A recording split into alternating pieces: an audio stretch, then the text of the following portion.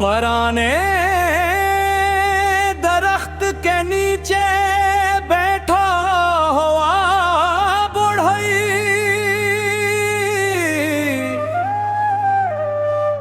गांव के किनारे बेक बहुत पुराना बरगद का दरख्त था।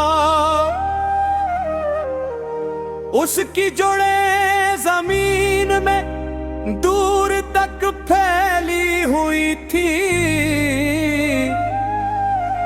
और शाखें इतनी वसीअ थी कि दोपहर की सख्त धूप में भी उसके नीचे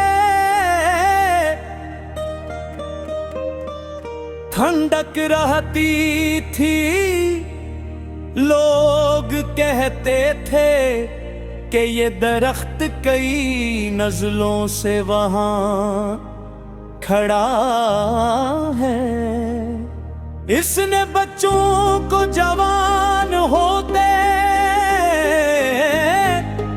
जवानों को बूढ़ा होते और मौसमों को बदलते देखा था। उसी दरख्त के नीचे एक छोटी सी वर्कशॉप थी जहां एक बोरा बरही काम बनता था। उसका नाम करीम बख्श था।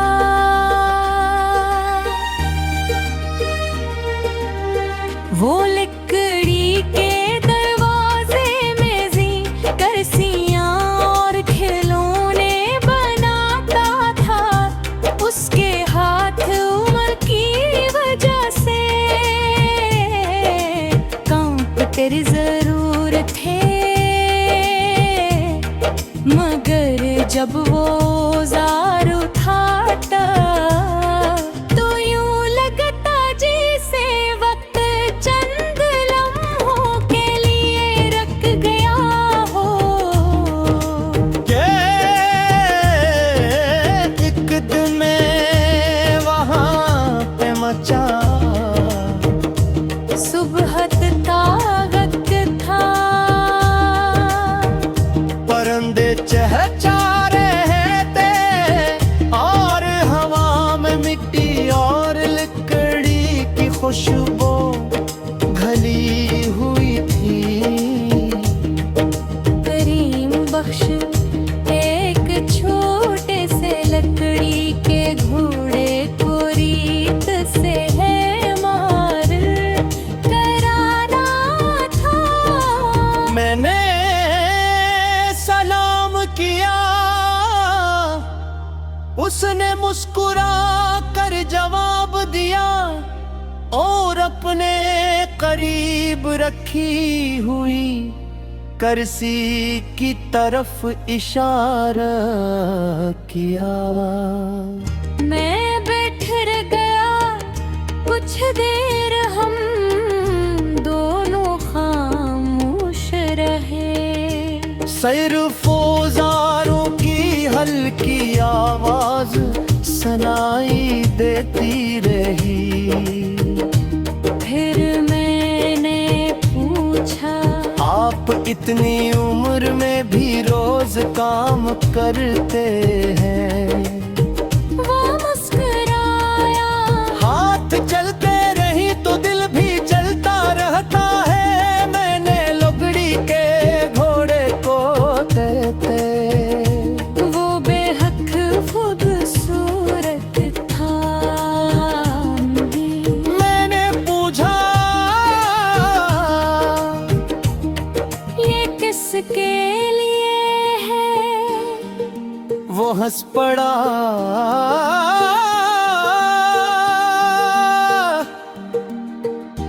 अभी तो किसी के लिए नहीं,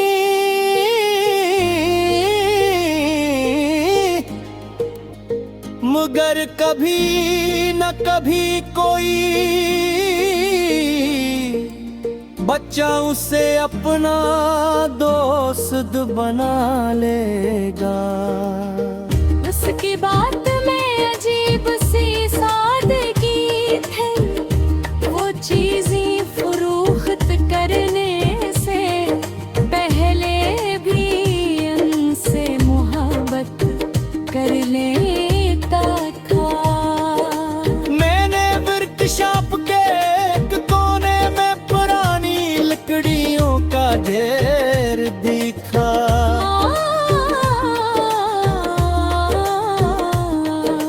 कुछ लकड़ियां टीढ़ी थीं, कुछ पुरानी और कुछ पर दाग थे। मैंने पूछा, ये सब क्यों संभाल रखी है? वो आहिस्ता से बोला, हर लकड़ी में एक शक्ल छपी होती है, बस से देखने वाली आँख चाहिए।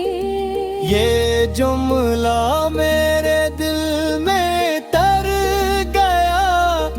शायद इंसान भी ऐसे ही होते हैं।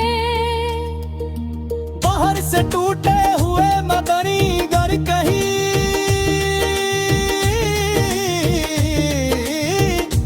बेद खूबसूरत उनका न छुपा होता है। दोपहर तक सूरज तेज हो गया। दरख्त का साया लंबा होने लगा। एक छोटा लड़का अपनी टूटी हुई लकड़ी की गाड़ी लेकर आया। उसकी आंखों में उदासी थी।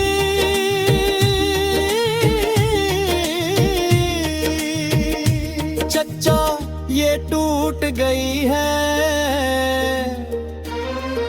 करीम बख्श ने गाड़ी हाथ में ली, मुस्कुराया और बोला, जो टूट जाए वो हमेशा खत्म नहीं